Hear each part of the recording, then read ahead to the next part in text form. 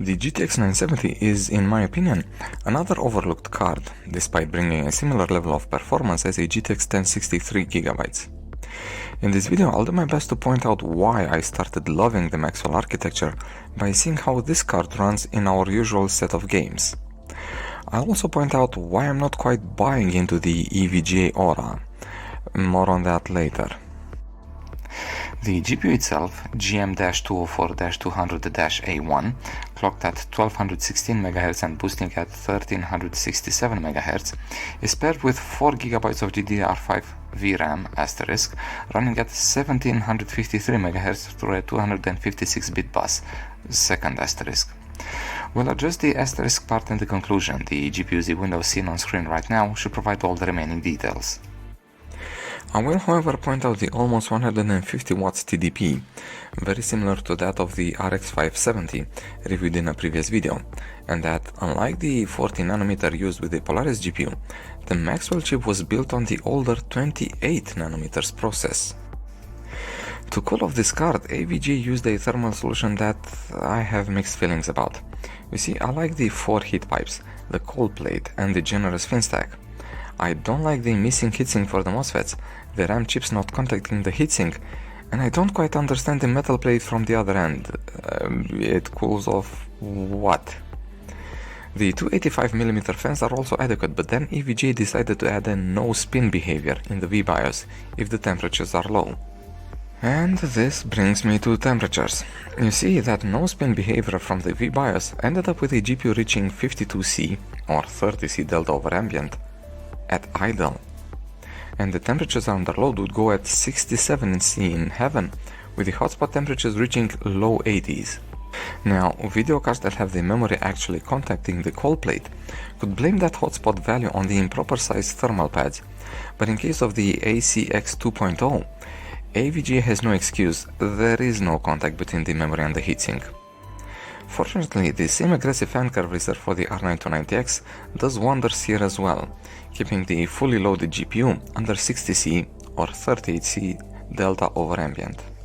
One more thing before we conclude on the introduction part, the dual BIOS functionality.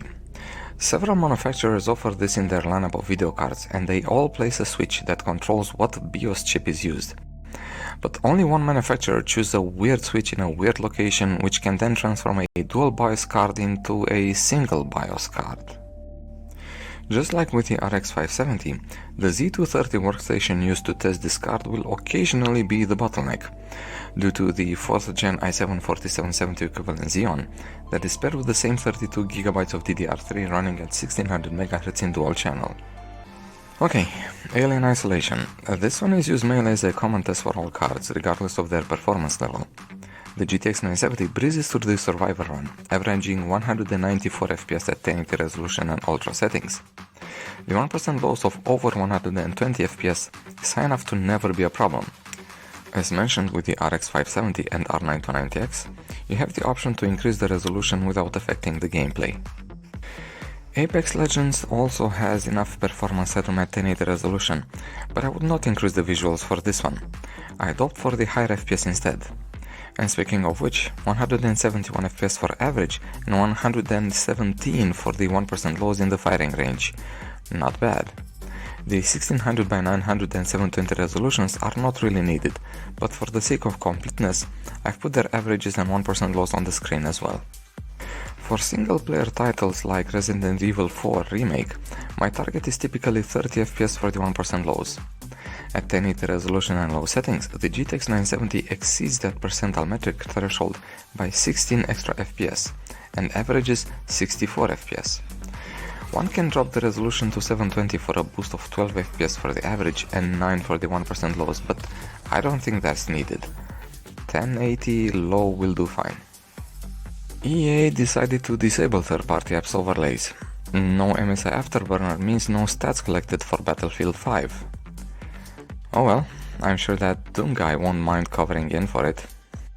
Doom Eternal ran perfectly fine at 1080 resolution and the high preset, using the Vulkan renderer. The GTX 970 got an average of 83 FPS and a 1% lows number of 63. Now, I typically aim for 30 FPS for the 1% lows for single player titles, but Doom Eternal is one title where you want 60 for that percentile. Fortunately, the Maxwell card can deliver just that. I finished Control on a significantly slower video card than the GTX 970, and did that at 720 resolution and low settings. This is not needed here. The 167 FPS average and 74 FPS 41% lows make little sense for this single player title. My suggestion is to go with 1080 resolution. The 92 FPS average and 76 FPS 41% lows are still more than adequate, and you can still trade the performance excess for better visuals. Just like with the RX 570 reviewed previously, Rainbow Six Siege runs CPU bound at resolutions lower than 1080 and 100% render scale. While running at Full HD, the GTX 970 will average 173 FPS and provide 121 FPS 41% lows. When CPU bound, the average stays around the 200 FPS mark and the 1% low stays in the 140s. The GTX 970 runs Grand Theft Auto 5 really well at 1080 resolution and normal settings, 124 FPS for the average and 69 FPS for the 1% lows. Since single-player gameplay typically does not demand a high refresh rate, the NVIDIA card allows you to trade performance for visuals. The finals ran without the GTX 970 causing problems. For all three tested resolutions, the card averaged in the 80s and the 1% low stayed in the high 40s. We did end up second place, but that had nothing to do with the card.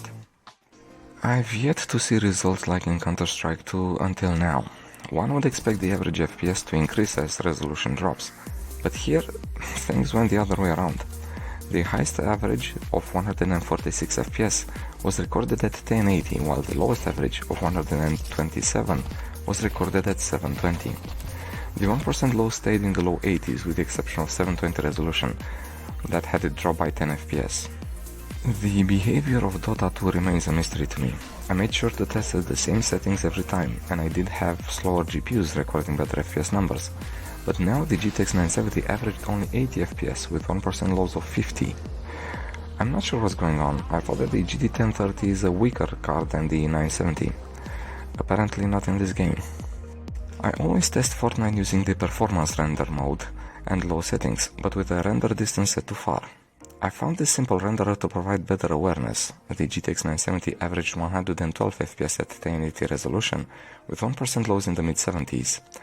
Performance improves as the resolution drops, reaching 156 FPS on average at 720 resolution, with 1% lows now in the mid-80s. Overwatch 2 finally started to act a bit CPU bottlenecked. The GTX 970 got consistently better FPS than the RX 570, and at 1080 resolution and low settings, the card averaged 310 FPS and 241 FPS for the 1% lows. The only reason to lower the resolution is science, really. In a GPU bound scenario, at 720 resolution I would end up hitting the 600 FPS cap of the game. Instead, despite the FPS reaching the 500s on quite a few occasions, I only got 466 FPS on average.